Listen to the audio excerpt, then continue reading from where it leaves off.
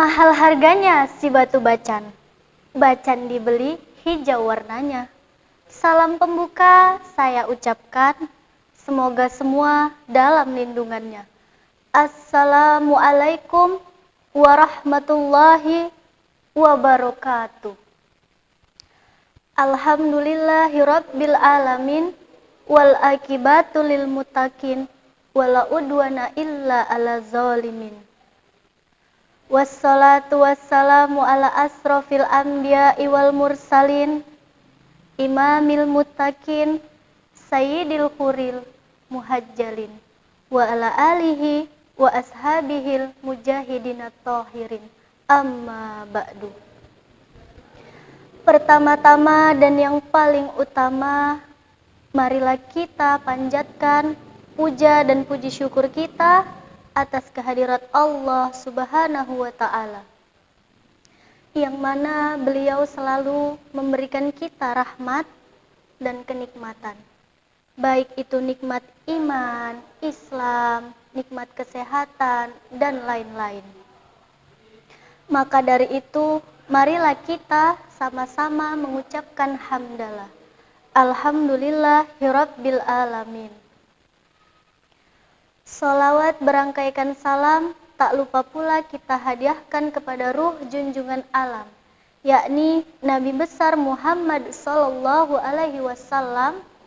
Allahumma sholli ala sayyidina Muhammad wa ala alihi sayyidina Muhammad.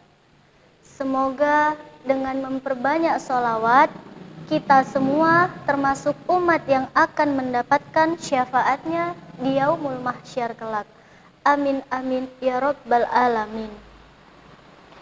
Di sini saya akan menceritakan kisah tentang Nabi Musa alaihi salam.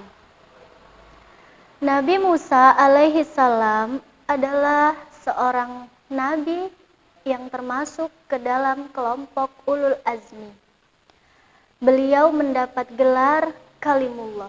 Apa itu Kalimullah? Kalimullah artinya Rasul yang pernah diajak berdialog langsung oleh Allah Subhanahu wa ta'ala, Rasul yang pernah diajak berbicara langsung oleh Allah Subhanahu wa ta'ala, dan Rasul yang pernah diajak ngomong langsung oleh Allah Subhanahu wa ta'ala.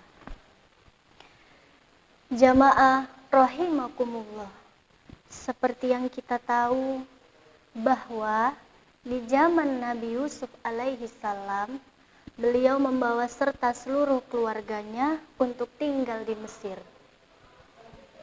Hingga berkembang biaklah keturunan Bani Israel di tanah Mesir.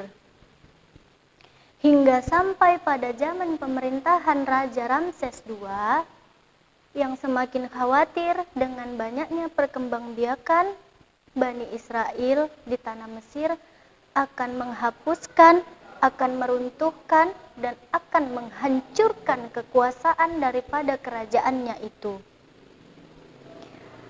Maka dari itu kemudian terjadilah kebijaksanaan yang tidak bijaksana. Orang-orang tua dari Bani Israel dipekerjakan secara paksa, membangun bangunan-bangunan mercusuar, kemudian bayi laki-lakinya dibunuh. Orang tuanya disuruh kerja paksa, kemudian bayi laki-lakinya dibunuh, dengan target agar keturunan dari Bani Israel hapus dari permukaan bumi ini. Tetapi kehendak Allah itu pasti ada, pasti terjadi. Maka kemudian lahirlah Nabi Musa alaihi salam yang kelahirannya disembunyikan kepada pengetahuan umum, yang kelahirannya disembunyikan oleh orang tuanya dari pengetahuan umum. Namun bagaimanapun disembunyikan, kekhawatiran itu pasti datang di hati orang tuanya. Dan benar saja, kekhawatiran itu datang di hati Nabi, datang di hati ibu daripada Nabi Musa alaihi salam. Maka kemudian Allah Subhanahu wa ta'ala memberi ibu tadi ilham. Masukkan anakmu ke dalam satu peti, tutup rapat dan hanyutkan di sungai Nil. Kemudian ibu tadi melakukan apa yang diperintahkan oleh Allah Subhanahu wa ta'ala. Ia masukkan bayi Musa tadi ke dalam peti dan ia hanyutkan ke sungai Nil. Kemudian ibu tadi menyuruh saudari perempuannya untuk mengikuti kemana peti itu hanyut dibawa oleh arus sungai Nil. Adapun peti itu hanyut dibawa oleh arus sungai Nil memasuki wilayah kerajaan istana Fir'aun. Kemudian istri atau permaisuri daripada Raja Fir'aun melihat peti tersebut dan ia memerintahkan kepada para tentaranya untuk mengambil peti tersebut. Manakala peti terbuka, terlihatlah seorang bayi laki-laki yang sangat mungil. Alangkah senangnya lah hati istri alangkah senanglah hati dari istri daripada Raja Fir'aun tadi. Kemudian ia mengusulkan kepada suaminya, yaitu Raja Fir'aun, untuk mengambil bayi tadi dan diangkat menjadi anak angkat. Kemudian suaminya menyetujui usulan daripada istrinya tadi. Maka dibesarkanlah Nabi Musa di dalam istana kerajaan Fir'aun laknatullah. Hingga saat memasuki usia remaja, dia besar di dalam istana kerajaan Fir'aun dengan segala fasilitas yang sangat memadai, yang sangat cukup. Hingga tiba saatnya ia menyadari bahwa ia bukanlah keturunan dari orang Mesir, melainkan keturunan dari Bani Israel. Pada suatu hari, ketika ia hendak keluar dari istana, ia melihat ada dua orang yang sedang berkelahi. Satu dari orang Mesir dan satunya lagi berasal dari keturunan Bani Israel. Kemudian ia membantu untuk melerai perkelahian tersebut. Ia bantu orang dari Bani Israel tadi, lalu ia memukul orang Mesir tadi. Dan memang hebat, sekali pukul langsung mati. Niat hati hanya untuk memberikan peringatan kepada orang tadi. Tetapi satu kali pukul langsung mati. Maka dari itu dengan rasa bersalahnya kemudian ia pergi meninggalkan istana dan pergi mengembara. Jamaah rahimakumullah. Singkat cerita, tibalah ketika Nabi Musa bertemu dengan iblis dan iblis berkata kepada Musa, "Wahai Musa, aku punya hajat kepadamu." "Siapa kamu?" kata Musa. "Aku adalah iblis."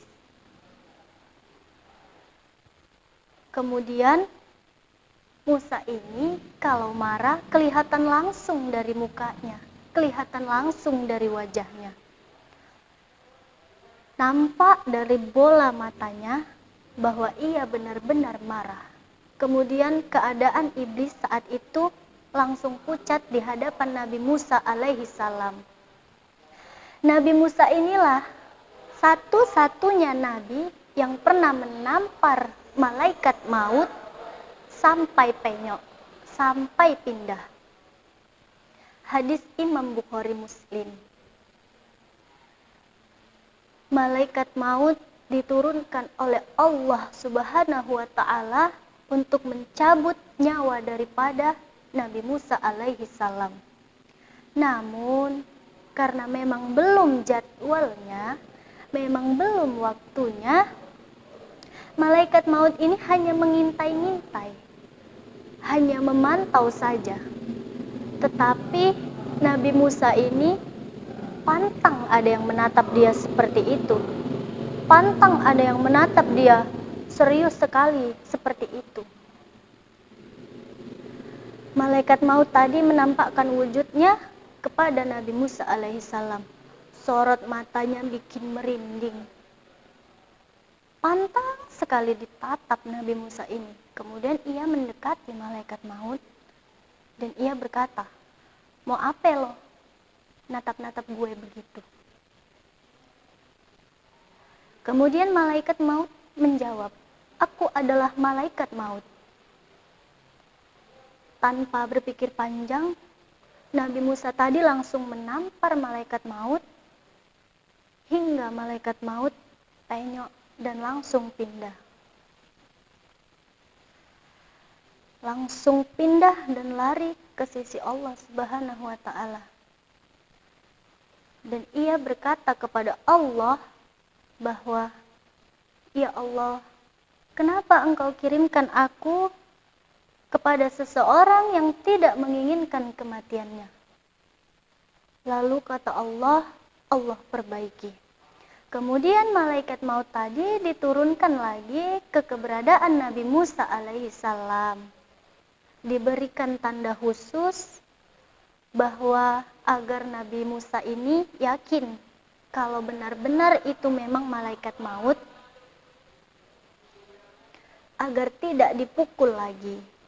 Setelah Nabi Musa ini yakin bahwa itu memang benar-benar malaikat maut, bukan hanya sekedar ngaku-ngaku, kemudian malaikat maut berkata kepada Musa, "Wahai Musa, Allah memberikan kepadamu hak, engkau tempelkan telapak tanganmu kepada seekor lembu. Lihatlah berapa helai bulu yang tertempel di telapak tanganmu, maka per satu helai bulunya Allah akan memanjangkan umurmu 1 tahun lagi." Lalu apa kata Musa?